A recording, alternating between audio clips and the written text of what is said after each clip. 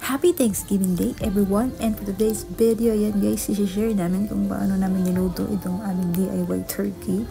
So, you know what? This is our first time to taste turkey here sa Canada.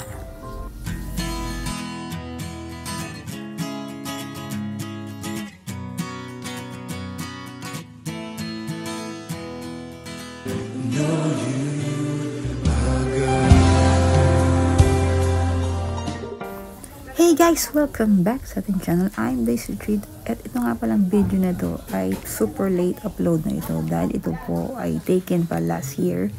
So nandito pa si nanay ko, si Ate Oyin, si Tita Mai at si Shane.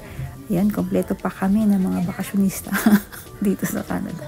And ayan nga, ito nga pong turkey na to ay dinapros namin, I think 3 hours no, bago siya na-defrost. At ayan, lumambot na siya, hinugasan at yun lalagyan na ng mga spices. At ayan si Ate Oyin, siya yung nag-a-assist kay ate.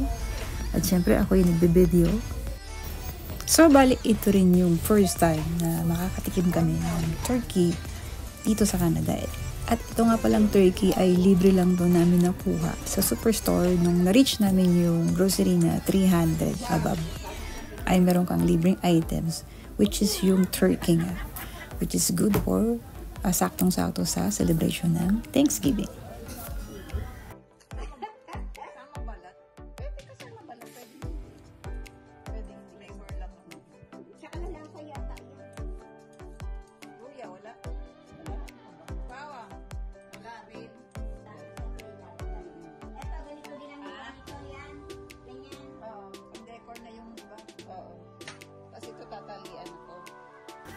So sa ilalim naman dito rin ilalagay yung mga natirang spices katulad na yung carrots, rosemary, may onion din siya at yung lemon. So yun, pinagsama-sama rin siya sa ilalim at sa loob para mag-corporate, ayan, mag-corporate yung mga spices and ingredients doon sa loob ng turkey. At habang binibake siya, ayan, diba, exciting. So, isa rin sa tips guys na kung ipapasok na sa oven, kailangan i-arrange din natin yung turkey kasi para maganda rin yung presentation niya kapag sinerve na siya. At ito nga pala ay isasalang natin sa 325 Fahrenheit sa loob ng 4 na oras. Oh my God, ganun siya katagal.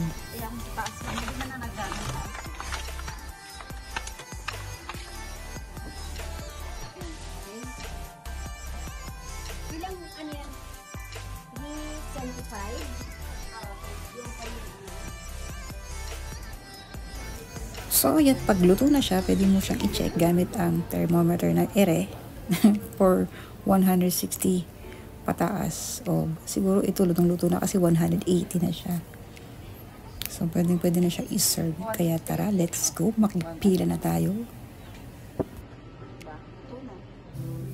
So, this is it. The moment of tasting. Ayan. So, sobrang tagal namin siya hinintay. So, dun sa 4 hours na naghihintay kami, guys, alam nyo ba, napakabango.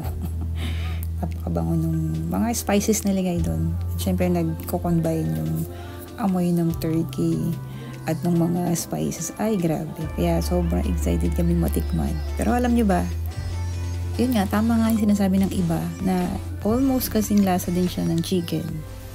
Pero mas masarap pa din talaga yung chicken. So, tama nga sila. Pero syempre, dahil curious tayo bago tayo sa bansang ito, na so, gusto lang natin ma-try at ma-experience yung mga ganitong bagay. And thank God, na-experience naman namin. And happy Thanksgiving sa ating lahat dito sa Canada. And thank you for watching and reaching this far. I hope to see you to my next video. Bye!